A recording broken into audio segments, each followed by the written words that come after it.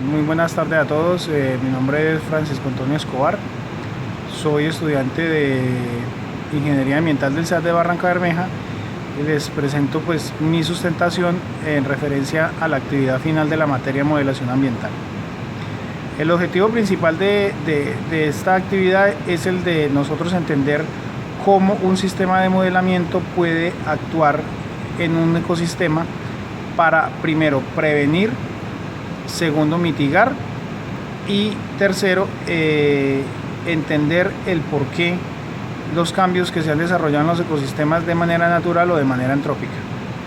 Dentro del artículo que yo elegí un artículo en el que se espera determinar las emisiones de óxido nitroso por parte de bosques de abetos o bosques que se encuentran en zonas árticas, como por decir algo en este caso, que se encuentra en la ciudad, en el país de Suiza.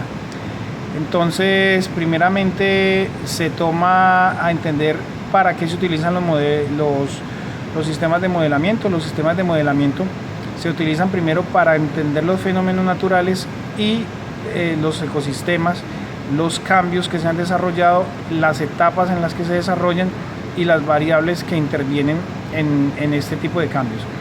Segundo, para conocer mejor el funcionamiento del sistema, los modelamientos toman datos, en su gran mayoría de estudios posteriores, de estudios anteriores, de estudios de la situación actual y de estudios posteriores en los cuales se van a hacer las predicciones y el comportamiento de dichos ecosistemas. Los sistemas de modelación se pueden hacer con ecuaciones matemáticas o se puede realizar con modelamientos introducidos dentro de un software que también manejan obviamente ecuaciones matemáticas en las que tienen en cuenta todas las diferenciales y todas las variables ahí descritas. ¿De quién trata esto? Pues son unos estudios que se hicieron en la Universidad de Witwatersrand en Suiza, también el Departamento de Recursos de la Tierra del Instituto de Tecnología en Suiza y el Departamento de Ciencias Ambientales de la Universidad de Göteborg en Suiza. ¿Qué fue lo que pasó? Identificar las emisiones de óxido nitroso proveniente de los bosques semiboreales y la dependencia de ellos de las variables del suelo. ¿Cuándo se realizó este análisis? Este análisis se hicieron con estudios que se realizaron entre el año 1993 al año 2011.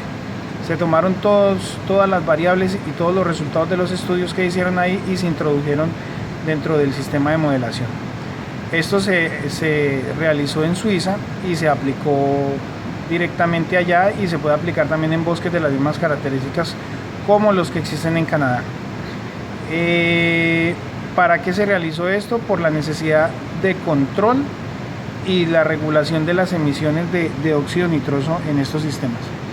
¿Cuál es el problema ambiental que el autor identificó? El autor identifica dentro del problema ambiental el aumento en las emisiones de óxido nitroso proveniente de los bosques en estudio, que se ven influenciados tanto por la capacidad del suelo de drenar dichos compuestos, de acumularlos, así como las actividades antrópicas que se desarrollaron con anterioridad.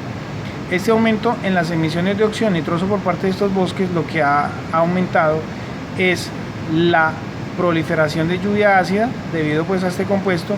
Segundo, ha habido un aumento en bases amoniacales, producción de bases amoniacales, y también se ha determinado un gran aumento en la producción de CO2. El autor plantea como hipótesis que si se utilizan diferentes modelos matemáticos, diferentes modelos de ecuaciones diferenciales que se han utilizado antes, se pueden incluir estos datos en un sistema de modelación para predecir y para determinar la verdadera causa del aumento de las emisiones de óxido nitroso. De aquí es de donde parte el estudio. Se toman inicialmente de fuentes conocidas dentro del artículo para determinar en realidad qué tipo de factores son los que favorecen la proliferación de estas emisiones. Entonces, dentro del marco de modelación de este sistema, primero se utiliza el CUD Model, que es un sistema de masas y calor acoplado al sistema tierra, planta, atmósfera. Este sistema CUD Model es un sistema que ya se venía utilizando con anterioridad, pero que se necesitaba para ser aplicado dentro de este sistema. El sistema como tal toma todas las características del área en estudio. Primero. Segundo, va tomando cada uno de los datos que se han obtenido con estudios anteriores, los va introduciendo dentro de con dos ecuaciones, que es la ecuación de Penman-Monnier y la ecuación de Fourier, que es una transformada donde se tienen en cuenta todas las variables. De igual manera, dentro del marco de modelación se tienen en cuenta los factores que afectan las características físico-químicas del suelo, primero. Segundo, que afectan las propiedades en cuanto a la parte de estaciones, porque se trata de un sitio relativamente frío, donde pues las temperaturas llegan a alcanzar hasta los grados bajo cero. Tiene en cuenta la temperatura, tiene en cuenta la humedad, tiene en cuenta la porosidad, tiene en cuenta la capacidad del suelo de generar nitrógeno, la capacidad del suelo de extraer, de expulsar y de absorción de diferentes nutrientes. De igual manera tiene en cuenta los procesos metabólicos del suelo. La línea base inicial para esta modelación fueron estudios que se realizaron con anterioridad utilizando sistemas de modelación diferentes pues al que se está utilizando. La descripción del sitio, primero que todo, pues fue un sitio que con anterioridad se utilizó para la agricultura y que tuvo algún tipo de modificación antrópica diferente a los fenómenos naturales que allí suceden. Esto más o menos entre 1870 y 1950 se utilizó. Los datos utilizados pues fueron los datos que se utilizaron a lo largo del estudio. La línea base, que fueron las propiedades físicas y químicas del suelo, como humedad, parámetros de pH, parámetros de porosidad, parámetros de capacidad. Todo eso fueron estudios que se hicieron con anterioridad. La calibración y el dato de la incertidumbre, se tomaron 300 parámetros obtenidos a lo largo de este análisis, y para la estimación de la incertidumbre se toman 20 de esos 300. ¿Por qué se toman estos 20 parámetros? Por la sensibilidad del análisis de cada uno y por la exactitud con la que se midieron, sobre todo en la parte de análisis físico-químico. Los métodos estadísticos que se utilizaron para esto fue un software llamado SigmaPlot 12.5, que es un software que se alimenta con toda la base de datos que entregan ahí en